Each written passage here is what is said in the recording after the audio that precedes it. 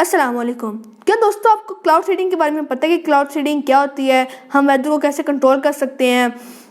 और अगर हम वेदर को कंट्रोल कर सकते हैं, अपनी मर्जी से कभी भी बारिश बरसा सकते हैं या कभी उसको रोक सकते हैं, तो फिर हम जो पानी की कमी है, जहाँ पर ड्रॉट्स आते हैं, हम उसको ख़त्म क्यों नहीं कर लेते? तो दोस्तों इस टेक्नोलॉजी को यूज़ करने के लिए चाइना ने तो मिलियंस डॉलर्स को इन्वेस्ट किया ताकि वो इस टेक्नोलॉजी को अपने कंट्री में इस्तेमाल कर सकें।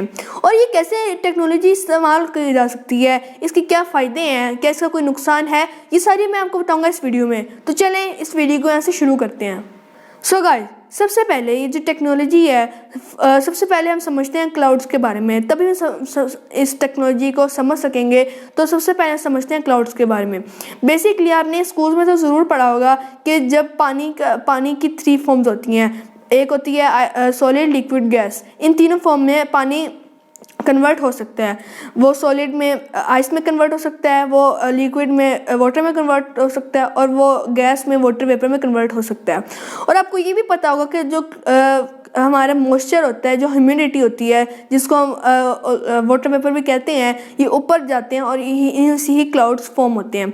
अगर मैं आपको बताऊं तो जो ये स्टेप्स हैं, मिक्स ऑफ वाटर हैं, सॉलिड, लिक्विड, गैस, ये तीनों एक दूसरे में फॉर्म होती हैं। उसके बारे में आपको बताता हूँ। जब जो सॉलिड व लिक्विड में फॉर्म होता है, जब आइस वाटर में फॉर्म होती है, उसको कहते हैं मेल्टिंग। मगर अगर लिक्विड सॉलिड में फॉर्म हो, जो पानी जब आइस बनता है, तो उसको कहते हैं फ्रीजिंग। इसके अलावा अगर पानी वाटर वेपर में फॉर्म हो तो उसे कहते हैं इवेपोरेशन।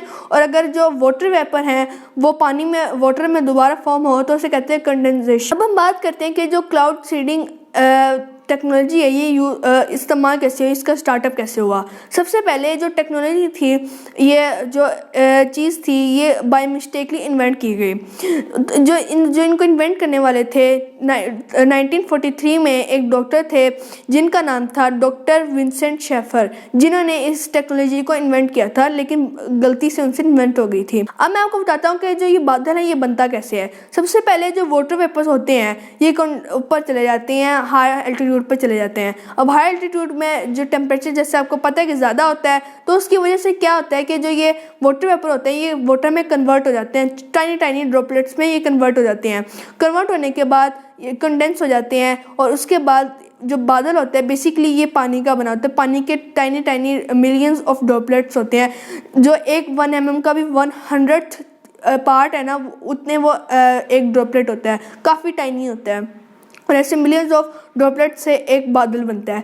इसके बाद वो जो ड्रॉपलेट्स होती हैं वो फ्रीजिंग की तरफ आते हैं, जब टेम्परेचर और बढ़ता है। टेम्परेचर बढ़ने के बाद वो फ्रीज़ होते हैं, और फिर आहिस्ता आहिस्ता वो जो ड्रॉपलेट्स होते हैं वो आइस में कन्वर्ट हो जाते हैं, आइस क्रिस्टल्स में कन्वर्ट हो जाते हैं। और जब ये प्रोसेस दोबारा होता है, जब और वाटर वेपर्स आते हैं, उस क्लाउड में आते हैं, वो वाटर बनते हैं, वाटर से दोबारा वो आइस बनते हैं। और जैसे जैसे वो जो आइस क्रिस्टल्स का जैसे वेट बढ़ता है, तो वो ज़मीन की तरफ गिरने शुरू हो जाती हैं। अगर तो ज़मीन के ऊपर टेम्परेचर हमारा ठंडा होगा, कोल्ड होगा, तो फिर क्या होता है कि स्नोफॉल होती है। मगर अगर नीचे टेम्परेचर हीट होगी, नीचे गर्मी होगी, तो वो एज आ रेन बन के हमारे रेनफॉल होती है, फिर एज आ वो बारिश बन के दोबारा अर्थ के ऊपर आ जाते हैं, और ये साइकिल ऐसे चलता रहता है। अब मैं आपको बताता हूँ कि जो ये टेक्नोलॉजी है क्लाउड सीडिंग, ये आखिर इन्वेंट कैसे हुई। बेसिकली ये एक गलती से एक एक्सीडेंटली इन्वेंट हुई। ये टेक्नोलॉजी हुआ कहाँ से? 1943 में एक डॉक्टर थे जिनका नाम था डॉक्टर विंसेंट शेफर, जिनकी वजह से ये टेक्नोलॉजी इन्वेंट हुई। बेसिकली हुआ ये था कि वो एक एयरक्राफ्ट की फ्रीजिंग के ऊपर रिसर्च कर रहे थे, और उन्होंने अपने पास एक बहुत बॉक्स रखा हुआ था जिसका जो अंदर का टेम्परेचर था वो बहुत ठंडा था, और वो टाइम टू टाइम उसके अंदर ना अपनी ब्रेथ आउट करते थे, उसके अंदर जो अपनी हवा निकालते थे।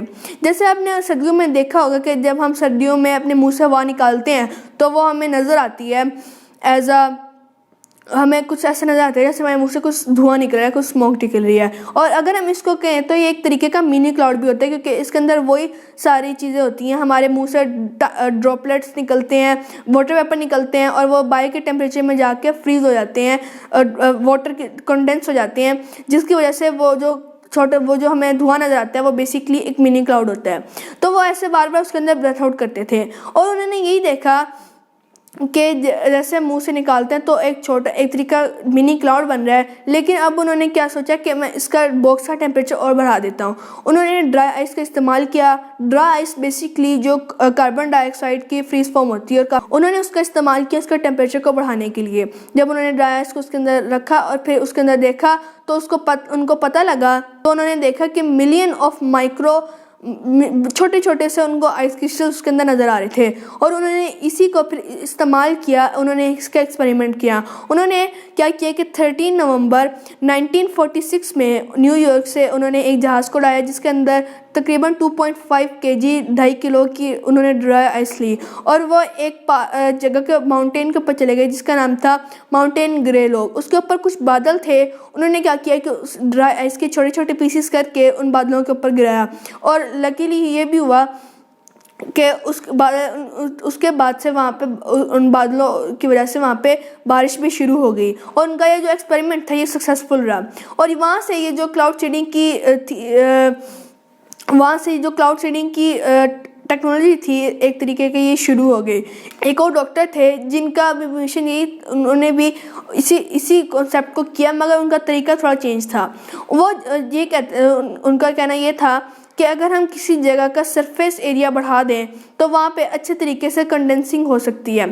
फॉर एग्जांपल आपने देखा होगा कि जो सर्दियों में जो शीशे होते हैं, या मैं आपको एग्जांपल देता हूँ कि जब आप नहाने जाते हैं तो वो पानी से जो स्टीम निकलती है वो जगह जगह पे जाके कंडेंस हो जाती है, वाटर में बन जाती है, कंडेंस हो जाती है। और जब हमारा सरफेस ज़्यादा हो और अच्छा सरफेस हो तो ज़्यादा कंडेंस ज़्यादा हो सकते हैं, वाटर वेपर ज़्यादा कंडेंस हो सकते हैं। इसीलिए उन्होंने केमिकल का यूज़ किया। उन्होंने एक सिल्वर का यूज़ किया और एक आयोड का यूज़ किया, और उससे सिल्वर आयोड बनाया, और फिर उसी को उन्होंने बालों के अंदर जब टेस्ट किया तो बारिश तेज़ हुई, उसके ड्राई से ज़्यादा तेज़ हुई। उन्होंने क्योंकि उसका सरफेस एरिया ज़्यादा अच्छा कर दिया था, और वो जो केमिकल्स थे वो उसको एक सरफेस एरिया अच्छा प्रोवाइड कर रहे थे, जिसकी वजह से उन्होंने उस प्रोसेस को ज़्यादा फास्ट बना दिया।